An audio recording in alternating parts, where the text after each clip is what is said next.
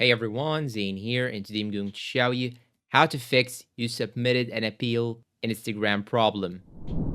Now, the first thing you should do is to simply open the settings of your phone, and once you open it, you should scroll down till you find here apps. Just tap on it, then click on manage apps. And here, as you can see, you will find here this search bar. Now you will have to search for Instagram. Then you should tap on it, then go to storage, click on clear data, click on clear cache, then click on OK, then click on clear all data, then click on OK again. The second thing that you should do is simply go back to manage apps and open Instagram again. And now we should go down till you find here app permissions and give it all the permissions that you could actually give it to it. So I'm going to allow the calendar, the call logs, the contacts, location, etc. You just have to give it all the permissions only while using the app. And after that, you should go back. Just make sure that all the permissions are allowed. And now go to notifications and make sure that you show the notifications in Instagram. And now once you finish all these steps, you should now